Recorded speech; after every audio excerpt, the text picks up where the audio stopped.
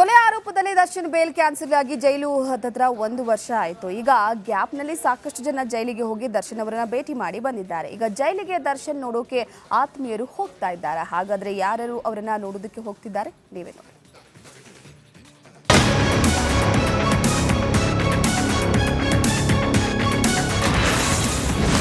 ಇಂದು ದರ್ಶನ್ ನೋಡಲು ಹೋಗ್ತಿದ್ದಾರೆ ರಕ್ಷಿತಾ ಪ್ರೇಮ್. 2024ರಲ್ಲಿ ಚಿತ್ರದುರ್ಗದ ರೇಣುಕಾಸ್ವಾಮಿ ಕೊಲೆ ಆರೋಪದಲ್ಲಿ ನಟ ದರ್ಶನ್ ಜೈಲು ಸೇರಿದ್ರು. ಈ ವಿಚಾರ ಕನ್ನಡ ಚಿತ್ರರಂಗಕ್ಕೆ ದೊಡ್ಡ ಶಾಕ್ ಆಗಿತ್ತು. ಅದರಲ್ಲೂ ದರ್ಶನ್ ಆತ್ಮೀಯರಿಗೆ ಈ ವಿಚಾರ ಸುನಾಮಿಯಂತೆ ಅಪ್ಪಳಿಸಿತು. ದರ್ಶನ್ ಪರಿಸ್ಥಿತಿ ಕಂಡು ಕಣ್ಣೀರು ಹಾಕಿದ್ರು. ಅಲ್ಲದೆ ಜೈಲಿಗೂ ಕೂಡ ಹೋಗಿ ದರ್ಶನ್ ಭೇಟಿ ಮಾಡಿ ಧೈರ್ಯ ತುಂಬುವ ಕೆಲಸವನ್ನು ಕೂಡ ಮಾಡಿದರು.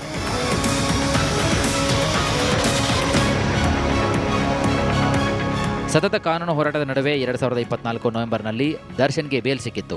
ಆದರೆ ಈ ಸ್ವಾತಂತ್ರ್ಯ ದರ್ಶನ್ಗೆ ಜಾಸ್ತಿ ದಿನ ಉಳಿಯಲೇ ಇಲ್ಲ. ದೇಶಕ್ಕೆ ಸ್ವಾತಂತ್ರ್ಯ ಸಿಕ್ಕ ತಿಂಗಳು ಅಂದರೆ ಕಳೆದ ವರ್ಷ ಆಗಸ್ಟ್ನಲ್ಲಿ ದರ್ಶನ್ ಬೇಲ್ ಕ್ಯಾನ್ಸಲ್ ಆಗಿ ಮತ್ತೆ ಜೈಲು ಪಾಲಾದರು. ಇದಾದ ನಂತರ ದರ್ಶನ್ ನೋಡೋಕೆ ಜೈಲಿಗೆ ಪತ್ನಿ ವಿಜಯಲಕ್ಷ್ಮಿ ಹಾಗೂ ಕುಟುಂಬದವರು ಹೊರತುಪಡಿಸಿ ಧನ್ವೀರ್ ಜೈಲಿಗೆ ಹೋಗಿ ಬರ್ತಿದ್ರು. ಆದರೆ ಇತ್ತೀಚಿನ ದಿನಗಳಲ್ಲಿ ಧನ್ವೀರ್ ಕೂಡ ಜೈಲಿನ ಕಡೆಗೆ ಹೋಗಿಲ್ಲ. ಆದರೆ ಈಗ ದರ್ಶನ್ ಆತ್ಮೀಯ ಸ್ನೇಹಿತೆ ದರ್ಶನ್ ನೋಡೋಕೆ ನಟಿ ರಕ್ಷಿತಾ ಪ್ರೇಮ್ ಪರಪ್ಪನ ಅಗ್ರಹಾರದ ಕಡೆಗೆ ಹೊರಟಿದ್ದಾರೆ.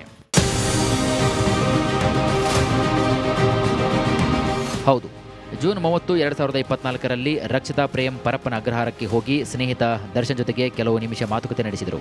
ದರ್ಶನ್ ಭೇಟಿ ಬಳಿಕ ಮಾಧ್ಯಮಗಳ ಜೊತೆಗೆ ಮಾತನಾಡುವಾಗ ರಕ್ಷಿತಾ ಪ್ರೇಮ್ ಭಾವುಕರಾದರು. ಸ್ನೇಹಿತನನ್ನ ನೋಡಿ ಜೈಲಿನಲ್ಲಿ ಕಣ್ಣೀರಿಟ್ಟಿದ್ದ ರಕ್ಷಿತಾಗೆ ದರ್ಶನ್ ಸಮಾಧಾನ ಮಾಡಿ ಮನೆಗೆ ಕಳುಹಿಸಿದರು.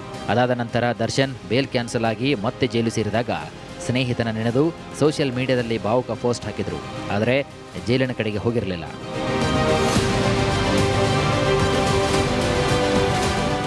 ಜೈಲಿನಲ್ಲಿ ಗೆಳೆಯನ ನೋಡೋಕೆ ಆಗದೆ ಕಣ್ಣೀರಿಟ್ಟಿದ್ದಂತಹ ರಕ್ಷಿತಾ ಈಗ ಮತ್ತೆ ಗಟ್ಟಿ ಮನಸ್ಸು ಮಾಡಿ ಆತ್ಮೀಯ ಗೆಳೆಯನ ನೋಡೋಕೆ ಇಂದು ಮಧ್ಯಾಹ್ನ 3:30 ವೇಳೆಗೆ ಜೈಲಿಗೆ ಹೋಗಲಿದ್ದಾರೆ.